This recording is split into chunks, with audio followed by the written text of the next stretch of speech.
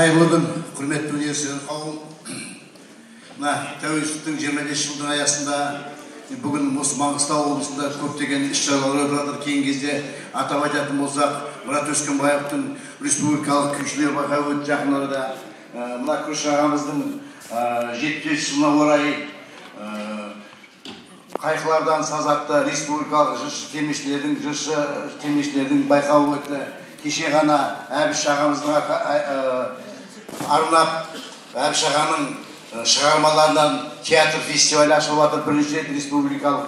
Сол бәріңізге де құтты болсын деймін. Мына соның жалғасын тауып, Мұнайлы ауданының ұйымдастыруымен бүгін мінекей жыршы термешілердің кеші бәріңізге қош келдіңіздер деймін. Кез келген ұлттың өзіндік келбетімен, болмысы бітімін айқындайтын ұғымды және өзіне тән ұлттық мәдениет дейтін болсақ, қазақ мәдениетіндегі жыраулар дәстүрінің алар орны ерекше. Есте жоқ ескі замандардан бері үрдіске айналып келе жатқан біздің жырымыз ұлтымыздың рухани құндылығының өзегі болып отыр. Осы ретте таяуда жыраулар поэзиясында ойып орын алатын Маңғыстау жыраулық мектебі үлкен жинақпен толығып отыр. Маңғыстау облысы әкімінің қолдауымен тіл таңбалы ақындар деген атаумен жарық көрген 5 томдық жинақта осы түлекте туып өскен ақын жыраулардың өлең жырларының орын берілген. Мұндай жырлардың бірнеше том құрап, бір мезгілде жарық көруінің өзі де қасиетті тәуелсіздігіміздің арқасында жүзеге асып келген шаруалар. Міне бүгінгі кеште Адайдың 5 жүйрігі атанған жүйріктердің жалғасы өлке өнерпаздармен қатар алыстан ат артып, сонау Оралдан, Ақтөбеден, Атырау облысынан келген жыршы термешілерге сәттілік тілейміз. Қасиетті Маңғыстаудың баға жетпес байлығы, ол Көлдария болашақ ұрпақтың, жастарымыздың рухани өсіп жетуіне теңдессіз тәрбие болмақ. Мәңгілік елдің, мәңгілік жырлары баянды болсын деймін. Тәуелсіздігіміз құтты болсын, бәріңізге де сәттілік тілеймін. Ендеше қадірлі өнерсүйер, жырсүйер қонақтар, сахнаға Құрманғазы атындағы ұлттық консерваторияның құрметті профессоры, алашқа әйгілі азамат, жыр кешін жүргізу үшін арнайы Астанадан келіп отырған Амандық Көмековті қарсы алыңыздар. Ассалаумағалейкум, ардақты ағайын. Байтақ дала төсінде сан ғасырдан бері қарай көші қонды күндер кешкен қазақ халқы өзінің жан сезімін жырмен ағытқан. Тебіренсе телегей теңіздей бұрқақ жаңбырдай ақтарылған ақын жыраулар халқын елдікке, ерлікке үндеген. Қайғысына қабырғасы қайысатын болса, қуанышына жүрек жарды жыр төккен. Шын мәніндегі бұқара жыршылары халықтың асыл арманы мен терең ойын бейнелеп адамгершілікті ғана ту өткен. Ендеше бұл жыр біздің ұлттық ұйымшылдығымыз бен ұлағатымыздың бір белгісі болып табылмақ.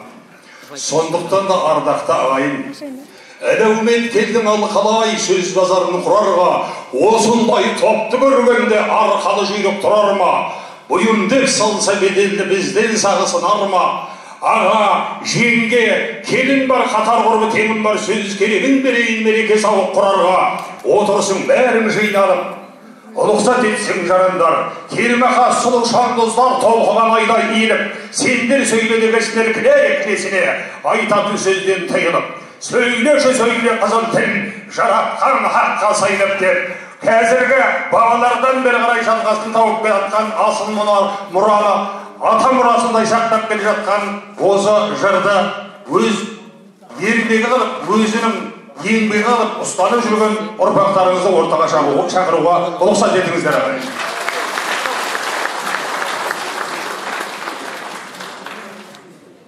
Маңғыстаудың кешегі ауылды ұрпақтардан бері қарай бастап алып келе жатқан соңы сәтті қол мен сүгірлерден аяқталып, кешегі жан жігіт әлі қуат болмаса сол сияқты көптеген жүйріктердің соңы болып, осы Маңғыстау түбегінде бірден бір жырдың үлгісін сақтап келе жатқан жүйріктердің бірі Жеткізген Сейітов. Ақшұқырауын, Ақкетік. Бақытбек Сәрсенов. Құлсарыдан, яғни Кеңшілойдан келіп тұр. Фархат Оразов, Мұхиттың елінен Оралдан келіп отыр. Жанар Нұрмұханова, Жаңаөзен қаласынан.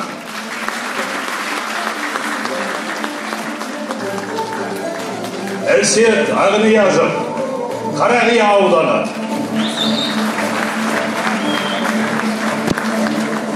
Нияз Тұрлы Бектұрғанов, Маңғыстау ауданы, Жыңғылды ауылынан. Бәугер. Аманбек Сәуірбаев, Жетібайдан келіп отырған желді жыршылардың бірі Қосаята ұрпағы. Ізмұрат Молбаев, Сай ауылынан келіп отыр. Адай жары, бейін жары деп салатын Мұрат ауылының мүшесі. Арғын Бейседов, Жаңаөзен қаласынан келіп отыр. Қарадан қан шыққан Жемелей ауылының өкілі.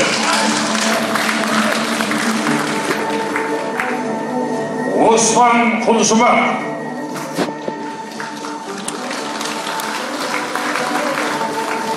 Айтқұл Атағозбатының ұрпағы. Бердібай Тойғұлы Жетібайдан келіп отыр. Белгілі де Бегей бар дейтіндердің ұрпағы. Орынжан Селібаев Ақтаудан келіп отыр. Болат Шәулиев Жаңай ауылынан. Оның қайсы бірін айтамыз. Айбек Қабданбеков, бұл да Кеңшілойдан. Қайықта. Қабданбеков шықты ме? Армат Исламғалиев, Оралдан келіп отыр, Мұхиттың ел. Қайықта.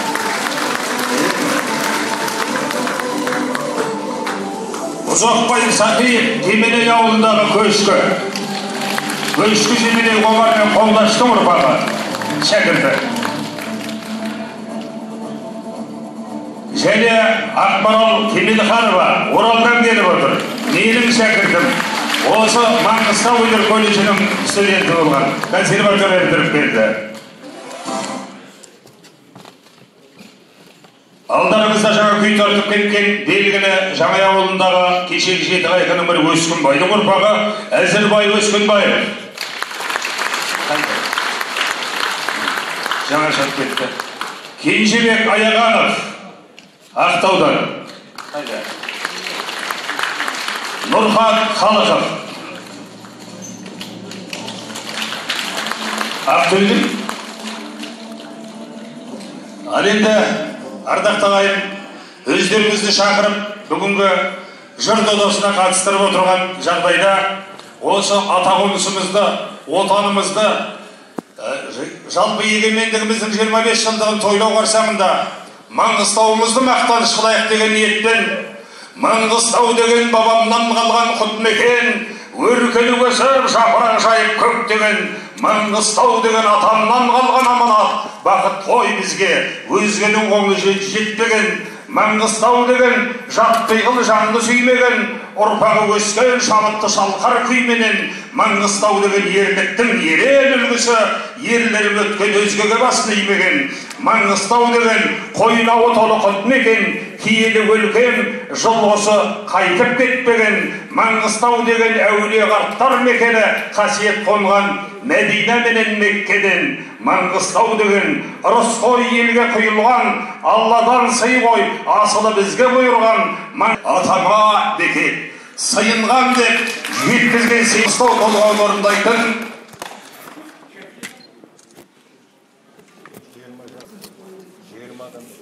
Кенжебек Асқанбаев, Темірбек Асқанбаев. Мына сахнаның тасасында бәрі ұлттық киімді киіп алып, кәдімгі сөйтіп қайсы жыршы, қайсы күйші, қайсы биші екенін айыра алмай жатырмыз ағайын. Отыра беріңіздер, енді орындарыңызға жайғасың. Осы төретінен зор болыңыздар, құрметті жыршылар. Жаңа Маңғыстау туралы айтатын болсақ, ортадан Ізжан Ізғали Ізмұрат Молбаев осы төмен атамыздың Маңғыстау жырынан бастаса деген ниет.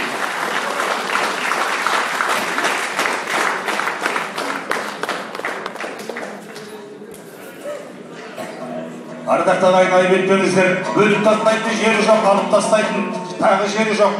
Тіпті аяғына дейін айтқызсақ деген ниетіміз бар. Дей тұрғанменен дәл қысқартқан бөтен болмайды.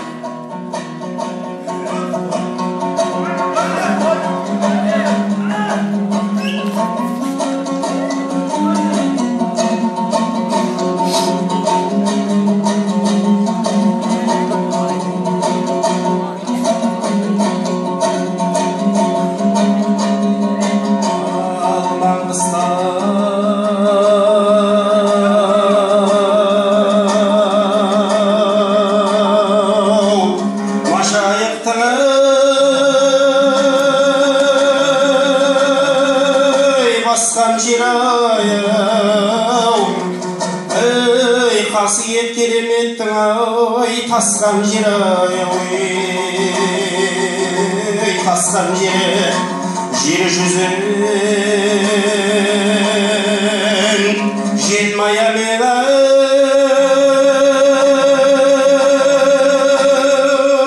жет айналып ауған қазан бейдің ай асқан жер асқан жері аулай әжербек әлін түрі әруағы Әбілқайыр асқан жері хандардың қара бауыр қарлерінен жыланбай шаққан жердің зәрлерінен жерленбей жет жұрттың қашқан жері көп болса ар жаға емес бер жағалаш арасын ағайынның ашқан жері артынан аңдып жүріп орыс алды ол орыс ойдағыдай қоныс алдай қандалды қараналды қаланалды сақарамал жайлаған даланалдай оқыған учительге баланалдай хорезм ханға барып қайтамыз деп ағайдың бір кешкеде сасқан жер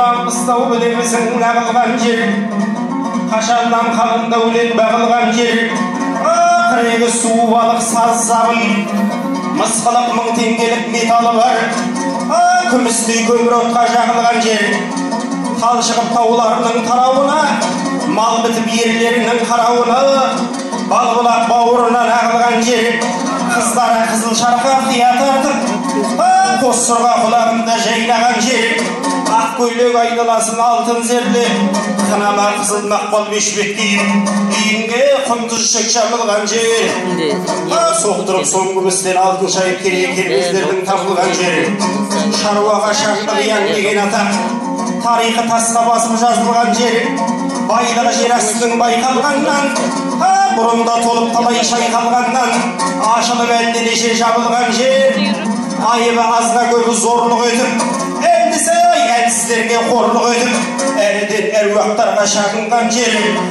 шағынса шайқыларға шағынған жер туына ту емен қошқар сойып от жағып рухқа табынған жер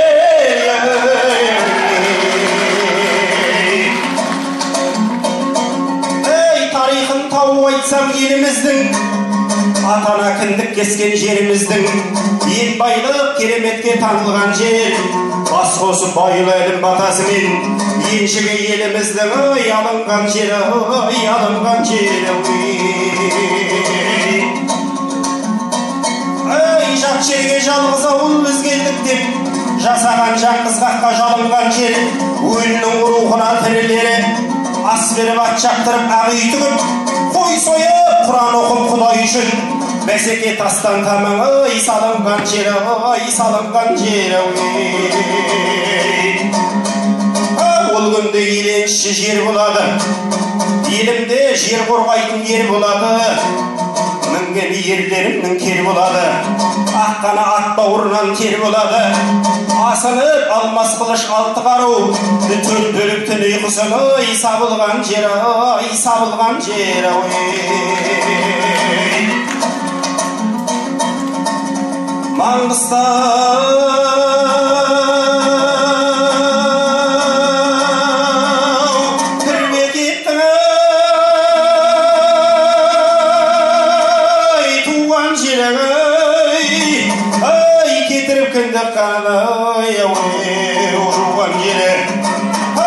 келген назар қожа қолмен кесіп тамырын тарамыспен туған жері бекеттен берекелі дұға тиіп жауызды жамандасқан қуған жері атамыз алпыс үйді яз келіпті ай ішінде ақпан деген таз келіпті есболай келіп көшкен үйге қалғаны қар кеткесін жаз келіпті аралас адай беріш ақкөл қойса аспаннан ұшып қу қаз келіпті ершодан шұбаратын ұстап беріп аға деп әжібайға бат айтқызып той қылып адай туғыны ой тіккен жер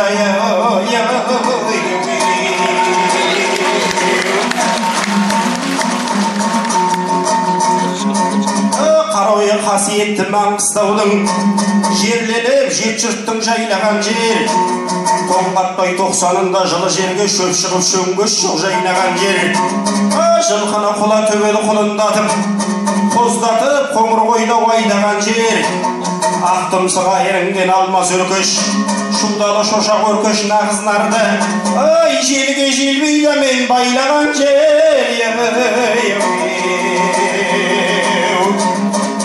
Маңғыстау біздің елдің жайлаған жер қара орман қалың дәулет айдаған жер ғасырдан 16-шы бермен қарай қоңқар ел қонысынан таймаған жер мал баққан малшылардан маман шығып малдары бапаттардан аман шығып еңбекші еріндерін майлаған жер арасын аспанмен жер қолмен ұстап телбетіп темір сымға телефонға бұлбұлдай патипаның ой сайраған жер ой сайраған жер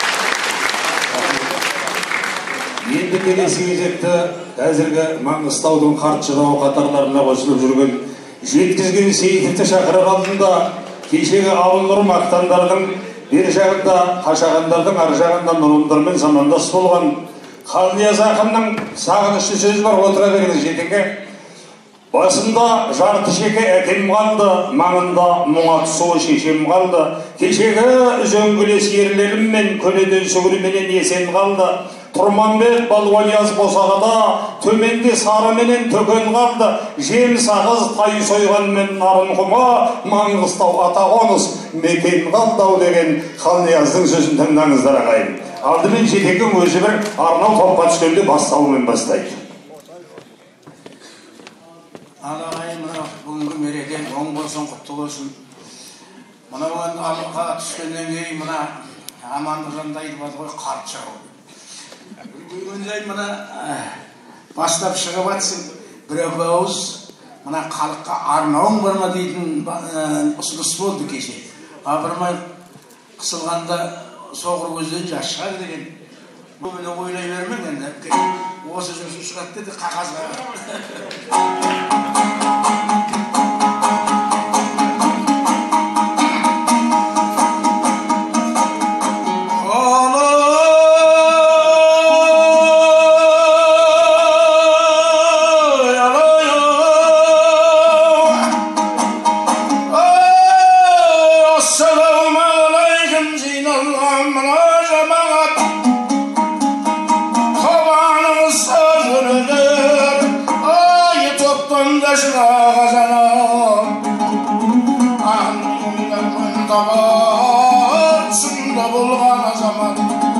Şükürlük bolsa bende xaladan iman gözlerinde yaşamarsan kıyamet halkın tuğan asılara yürüsünden ayanat şıbıncan konak kevdeli aşkına devren sürüsünde bir Allah vergen amanat ay musla cennattan vurmamalar dibaytadı burunlu yavli birdir saralar tuya tayban sürgünün tabanı dostan dayarma yolga da salsan tağala şarşın bir zorga sevildi alğara söndürdür söz madranı balanır şığa ulak denen ulunur aşıların kıttınızı kalgında tursan kalada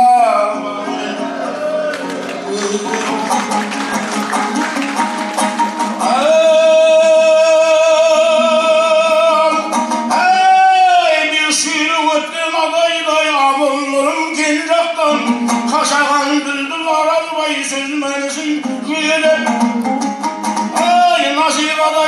талайғай сәтті күлдімен бұл дөпті-ай нығаздай салып толтырған кеудесі алтын сарайдай жыраулар соңын жалған шамыл мен дүйсенбай жан жігітпенен әл қуат сарманның ұлы тұрыбай шарбылағын ағызып өнеге берген талайғай қарттар медал темеңдер біздерден кейін жалғаған артымызда кім бар деп соңына жыраулардың әуені бойды тернеп балық тербеген зерделі жастар аман бол жайсаңнан қалған мұланың алтынмен булап жердеген анық салып халқынан өнерімен өруге өрілеген сол қарттардың арқасы ол өнері елімнің бүгінгі дейін дүрлеген ағалаған асығын тұрғаны дейінгі ризағадай болмасы қызмеден қыруар еңбек етіп ау тердеген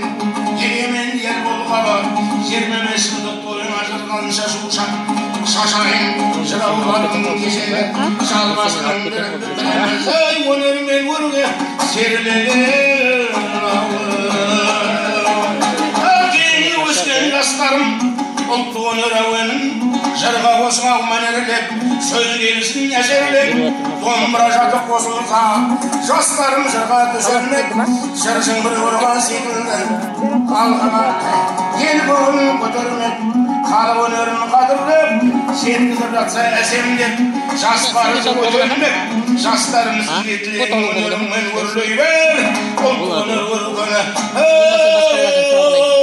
өздеріңменен көгермек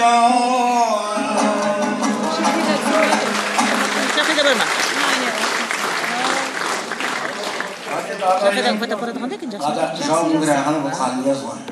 Қалнияз анау исада соң көтерілісі қатысып қуғынға шығып мынау өздеріңіз білесіңдер бұның тарихын Тәжікстанға барып сол жерде өмірінің соңын сонда өткізген сонда елді сағынып айтқан сөзі дейді.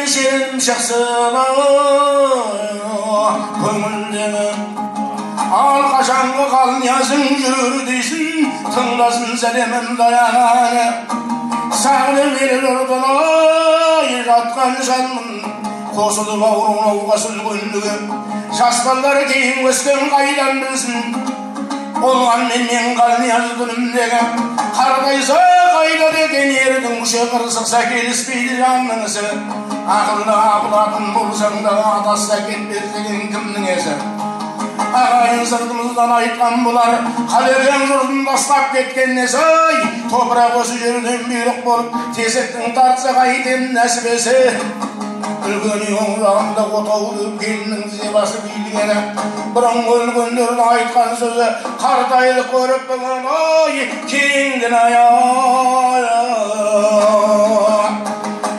қартайса қайда деген ердің күші ойласам кешегіде елестейді орынбор қарамыз жәрмеңкесі тартынбай талай топқа түсіп едім ау болғанда айтар сөздің бәсекесі қайдардың жас керең мен тәжібайды жоқ шығар адайымның ай мен төкпес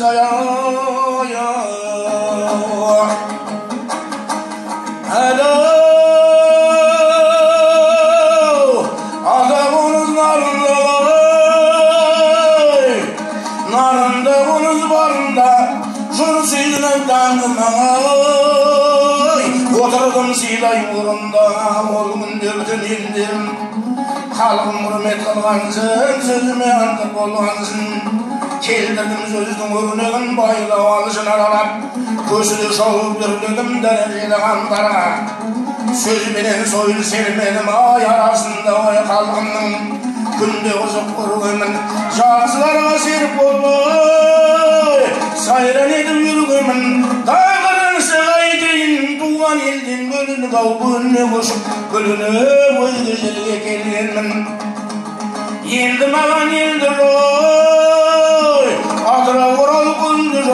Adam edengen onasın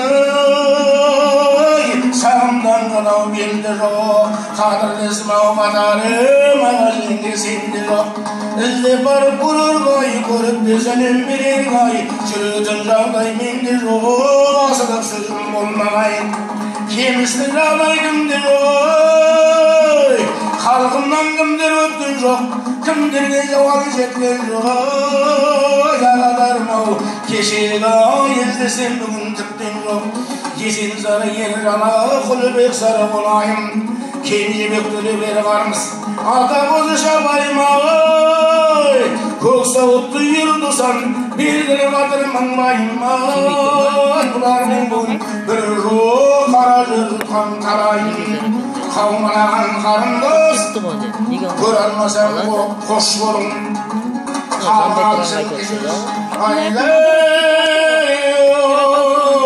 Senin varsa dayım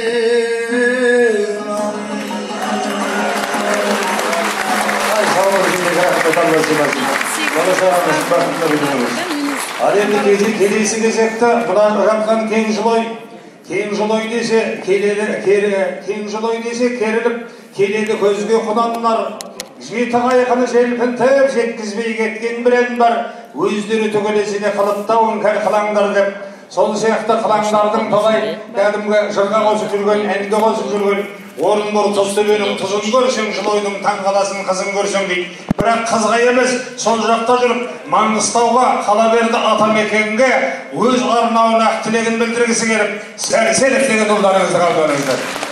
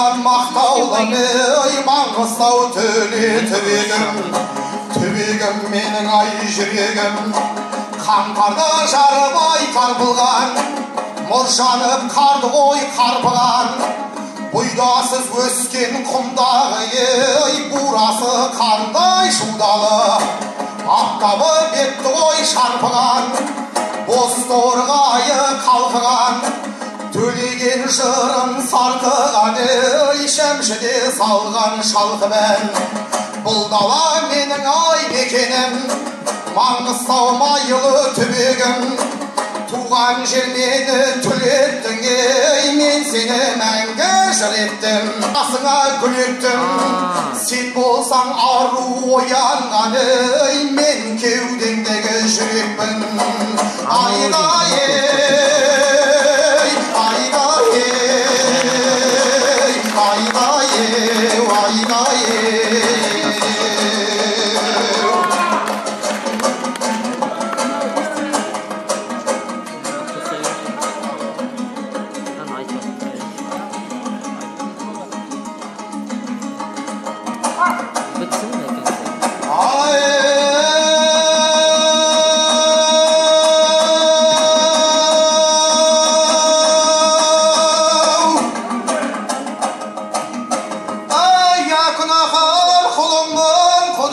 Күштай жан Алла, жүректің басын зәр алса, ай сәждеге бет басты саларға, бес мезгіл намаз бізде жоқ. Ай бет түзер еді қой адалға, ал қабырға бойы қайғымды, шеміршек бойы шерімді, егеулі найза ерімді, ақ қолтығы жыртылып, ай маңдайдан аққан терімді, ал ісімде барма бұлдарлық.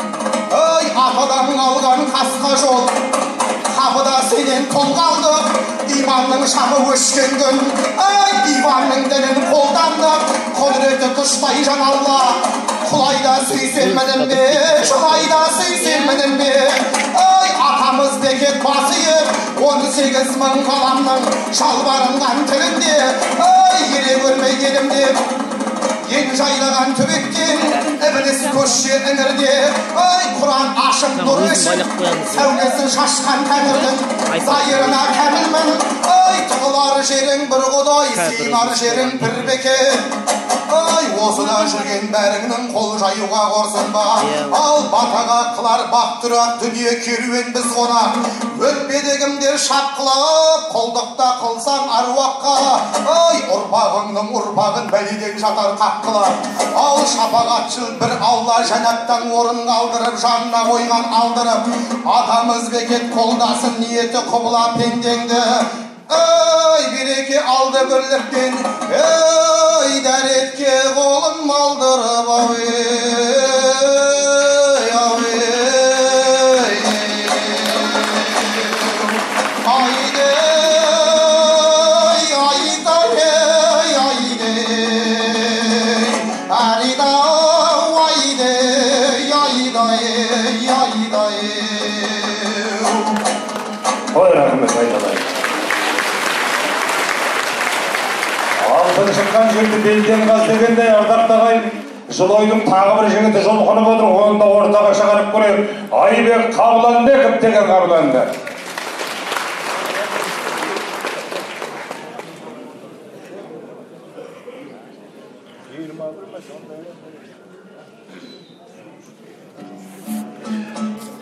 Жігіттерге өсиет деген.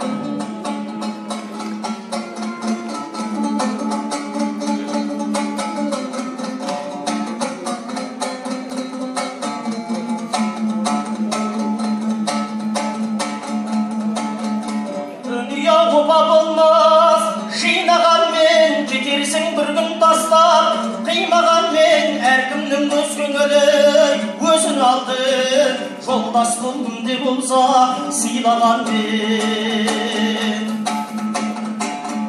Дүния өтер кетер, баян етпей, әркімдер мұратынан қалар жетпей, сүрсең де мың жыл өмір, қызық көрмей, болмайды өткен өмір бір минутте.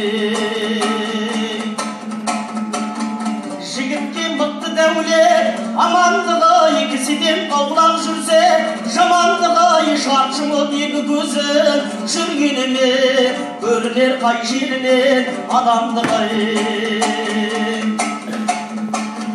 Шапқанмен жабы жылғы бәйге алмайды, сұлылап ақ бидаймен бақсадағы алтынның беттей жерін таппаспайды, 70 жыл жер астындай жатсадағы. Дүния тау басында сағындайсың, қолымда еріп кетер сағындайсың, жігіттер тіршілікті сыйласыңдар, өлген соң бір-біріңе табылмайсың.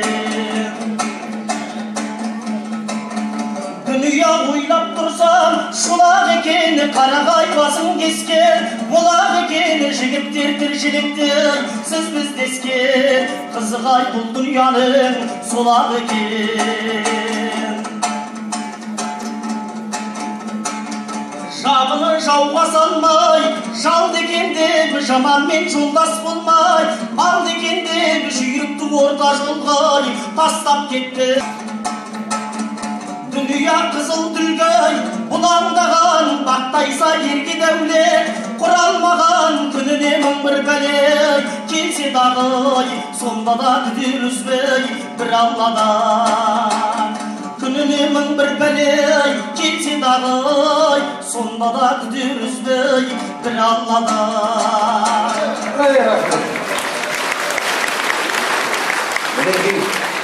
Әннің әуелі, жырдың әуелі естілгеннен кейін барып еске түсіп жатыр.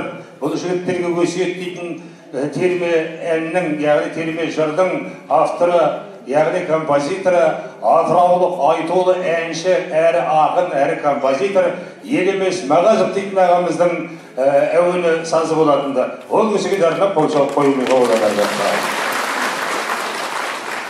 Енді құрметті қонақтар, кешегі Зәкәрия да солай, жазайын жауап толғанам, қолға алған адай деген ел едік, басына қиындыс түссе, бір жағым күшпен қолға алған демекші. Сол айтқандай, сол Зәкәрияның алдында Тәжікстанда дүниеден өткен Қалнияздың түрлі ардақты анасы үйде күтіп отырғанда, япырмай естемей қалды. Кез келген адам бұны ести ала ма, түсіне ме деп, соған Қалнияз бар, өзім-ақ естірдейінше десе, Амантұрлының анасы, ай бәрекелді деп жырға есік етіп отыра беріпті, баласының өлгенінен хабары жоқ. Амантұрлының қазасын батырдың шешесіне естіртуге, олардың көбінің халық үшін ерлікпен майданда қаза тапқанын мысалдап айтып отырса, бірақ батырдың шешесі деп отыра беріпті. Сонда Қалнияз батырдың шешесі тұспалды айтылған сөзге Қалнияздың, яғни жаңа баласының қазасын атап жоқтау сипатында бір толғау орындауда. Жаңа Нұрмұхамбет бір сахнада. Нұрмұханова.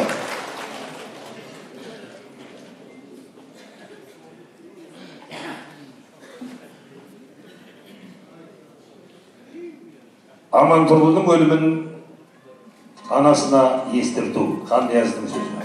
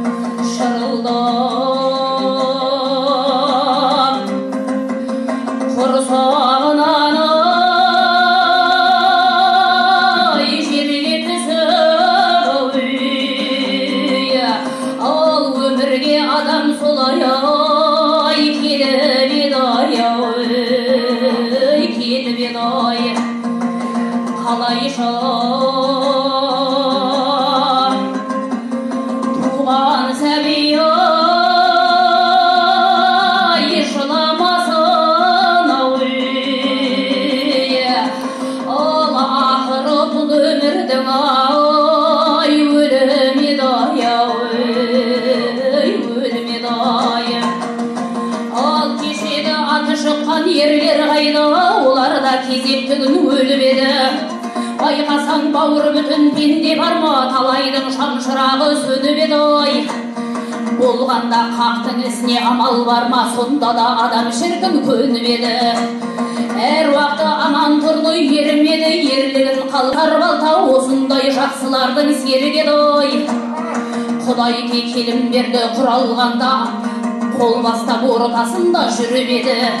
Ат салып дәу кескеннің қамалына іркілмей екі дүркін кіріп еді. Қайран ер қайда шауып ғайып болды, халқына содан бері көрінбеді ой. Алладан асығыстау келген тағдыр, ерлердің көбі солай өліп еді ой.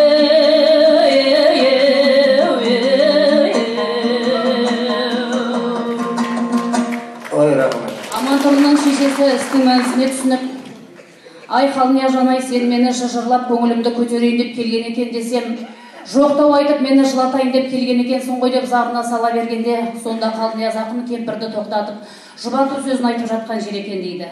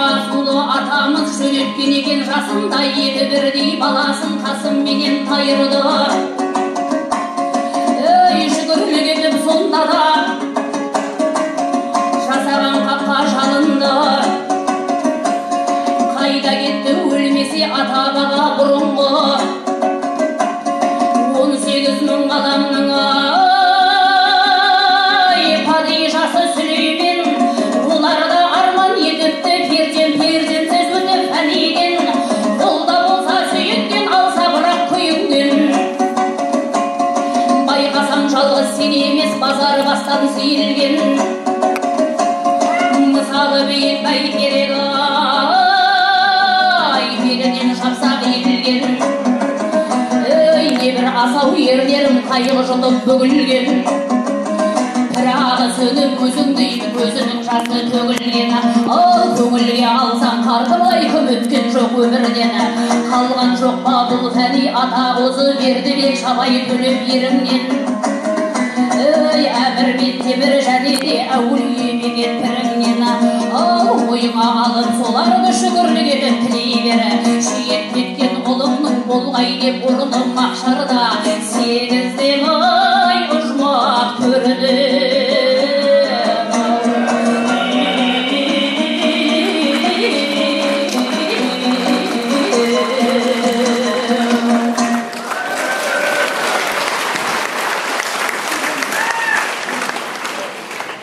Осындай додаға орасан атсалысуға құмар емес, аулақтау жүріп аңға шығып деген сияқты, сәнге шығып деген сияқты ел арасында кәдімгі әнші деген, нағыз қас өнерпаз деген атаққа ие болған Әсет Ағниязов дейтін азамат бар ортамызда.